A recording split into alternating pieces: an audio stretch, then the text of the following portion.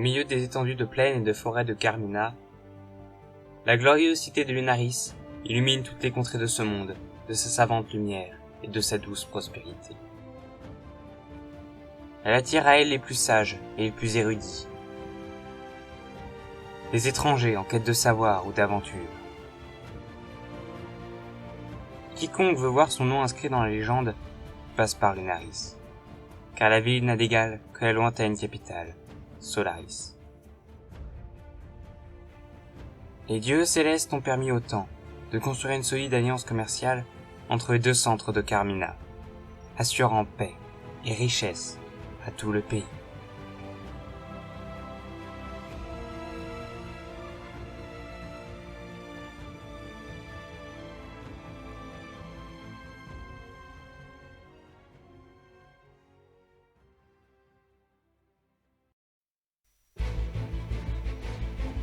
La lune éclaire encore la contrée en pleine nuit. Vadim a finalement trouvé un champ avec un pommier contre lequel appuyer sa tente. La paisible tranquillité du village est soudainement brisée par un puissant tremblement de terre. Erdag jaillit de son lit à l'auberge immédiatement. Il s'équipe rapidement et sort dans le couloir. Il y croise Torchul, courant avec son armure bardée d'ossements. Sur la place principale, de nombreux villageois sont sortis pour savoir ce qui se passe. Le tremblement de terre s'arrête rapidement, sans avoir provoqué de dégâts notables, mais le lien avec la grotte à l'hôtel ensanglanté est trop évident pour être ignoré. La première étape est de retrouver Vadim. Si la grotte est à l'origine du tremblement de terre, le groupe qui garde la statue est probablement en danger de mort. La première priorité est donc de les rejoindre. Mais Hitokage est probablement encore sous l'effet du poison des Cocatrix. Torchul fonce chez le gnome et frappe vivement à sa porte. Le gnome n'apprécie pas vraiment ce dérangement. Le Sandragon lui demande s'il connaît un nécromancien.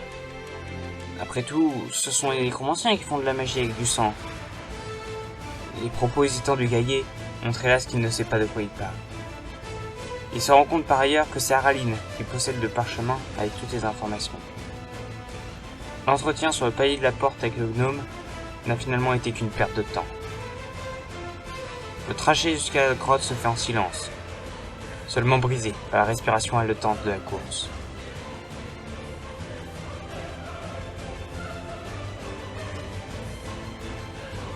Entre la foulée souple de Félix de Vadim, le pas athlétique du Sandragon et l'agilité elfique de Erdag, le jour n'est toujours pas levé lorsqu'ils arrivent devant la grotte.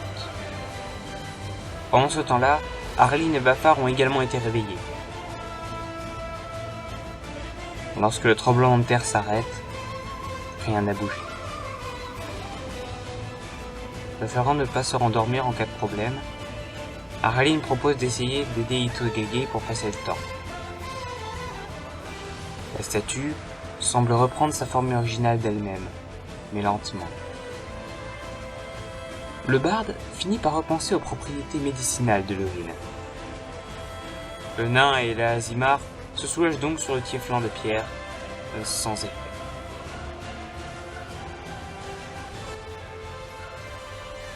Le temps passe. L'événement sismique semble sans explication. Les aventuriers sont enfin réunis dans la clairière. Torchul insiste pour vérifier la grotte, mais rien n'a bougé. Le calme oppressant de la nuit noire, uniquement percé par la lueur des torches, est brutalement brisé par le hurlement de douleur d'Araline. Dans son dos, un poignard primitif, planté par une petite créature verdâtre dissimulée dans les ombres. Plusieurs silhouettes similaires courent dans les foulées alentours. De grands yeux noirs, un sourire irréaliste fait de grandes dents ébréchées. De longues oreilles irrégulières de part et d'autre d'une tête déformée. Lorsque les monstres s'avancent, il n'y a plus de doute. Ils sont la plaie de toutes les terres civilisées. La vermine de toutes les contrées. Ce sont les dangereux et ridicules gobelins. Ils sont peut-être une dizaine qui s'amoncellent dans les ténèbres. Torchul jaillit de la grotte, torche et marteau en main. Les souvenirs de batailles passées lui reviennent. Il ordonne à tous de s'enfoncer dans le tunnel. Les plus résistants devant, le magicien et l'ensorceleur derrière. Bafar place au passage un piège devant l'entrée. Hitokage est enfin libéré de la pierre. Il dégaine ses dagues et suit Vadim pour se placer derrière Bafar. Lorsque tout le monde est enfin en position, toutes les torches murales allumées, le sang-dragon vient se placer à côté du nain. Ainsi disposés, les aventuriers n'affronteront que quelques gobelins à la fois. Il se passe quelques secondes, puis la horde verte s'enfonce à son tour dans la caverne. Dans le feu de la bataille, les aventuriers savent qu'ils doivent vaincre ou périr. La marée de monstres entre d'emblée en collision avec un torrent de flammes draconiques.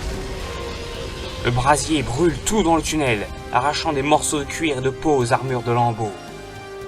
Mais ça ne suffit pas à stopper l'assaut. Gerdag enchaîne avec ses caractéristiques traits de glace mortels. Des échardes glacées viennent fondre sur les braises ensanglantées, dispersées sur la roche. La charge des gobelins arrive enfin jusqu'à sa proie, mais se brise sur le tranchant des deux lames virevoltantes du rôdeur. Une tête puis un bras s'échappent de leurs corps respectifs, poursuivis par les cris ignobles des monstres meurtris. Les gobelins encaissent immédiatement après la contre-charge de Hitokage, qui exploite au maximum les irrégularités des armures ennemies, qui sont eux focalisés par ce géant qui les balaye par de grands revers de marteau. Les cadavres s'entassent progressivement devant le nain. Mais ce n'est pas cela qui gêne le plus la progression du rouleau compresseur peau verte. Un à un, Vadim Dragomirov arrache magiquement les monstres du sol par la gorge, les bloquant ainsi d'une étreinte irrésistible. Hélas, même les héros peuvent être submergés. Les armes rouillées des gobelins frappent en grêle de manière ininterrompue sur Bafar et Torchul. La cotte de maille du guerrier le protège suffisamment pour résister. Mais les attaques surprises de Hitokage ne sont pas suffisantes pour protéger Bafar, qui accumule peu à peu les entailles, cicatrices et hémorragies. C'est alors au tour d'Araline d'intervenir. Il s'était contenté de coups d'épée sporadiques dans la masse verte. Mais voyant l'état de Bafar, Araline puise dans ses pouvoirs une énergie bienfaitrice, qui s'élance sur le rôdeur, refermant les plaies, consolidant les os, raffermissant la peau épaisse du nain. L'assaut des gobelins, qui avait frappé comme un bélier, est maintenant clairsemé. Un gobelin différent entre à son tour dans la caverne. Son armure de bric-à-brac ostentatoire le désigne comme le chef. L'éclair magique qu'il jette au groupe annonce qu'il est plus que cela. C'est un chaman. Ces sorciers proches de la nature, d'une manière différente des druides, sont en général très dangereux. Heureusement, ce n'est qu'un gobelin, et les survivants fuient maintenant le tunnel recouvert des ombres et de la végétation sauvage. C'est donc au tour des aventuriers de se lancer dans un assaut implacable. Vadim et Gerdag usent et abusent de leur pouvoir pour attraper au vol ou endormir les fuyards. La vermine verte est impitoyablement décapitée par Araline et Bafar. Le sang-dragon charge lui aussi les monstres, laissant la rage porter son marteau de guerre à l'ennemi. Mais le sol, jonché de cadavres et couvert de sang, le fait trébucher avant d'avoir eu le temps de frapper. Le chaman gobelin profite de l'occasion pour lancer une décharge concentrée d'énergie sur Torchul. L'attaque magique le foudroie immédiatement sur le sol, le plaquant à terre dans des volutes de fumée grise.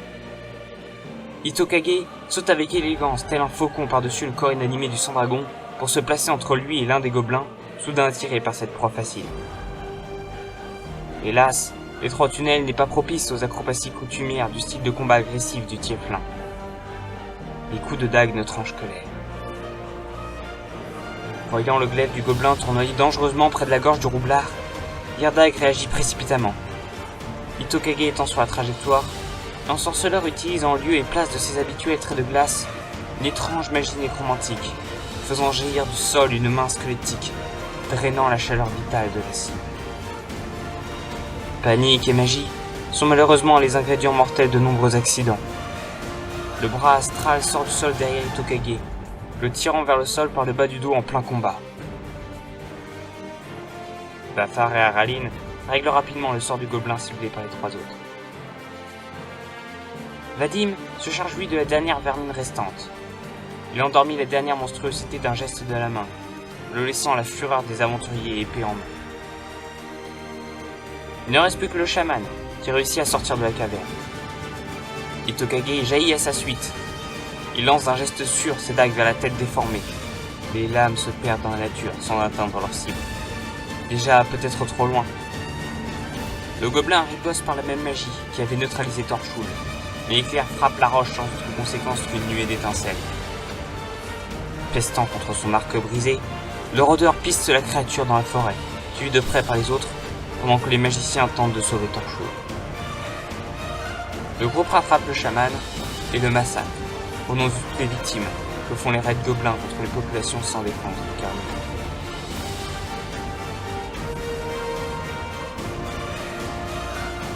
Bien que l'état de Torchwood soit incertain, c'est avec fierté, couverts du sang de leurs ennemis, et épuisés par cette bataille acharnée, que Aralyn, Hitokage, Erdag, Vadim et Bafar vont ce jour une nouvelle aube radieuse se lever à l'est, au-dessus des frondaisons silencieuses de la forêt. D'abord Hitokage, puis Torchwood, cette enquête jouait peu à peu avec la vie de chacun des aventuriers. Le prix du sang semblait être celui à payer pour venir à bout de ceux qui le font courir. La route sera longue, et c'est pour l'instant pavé des cadavres des monstres qu'elle s'écrit, en les menant droit, par la tourmente des mystères de Carmina.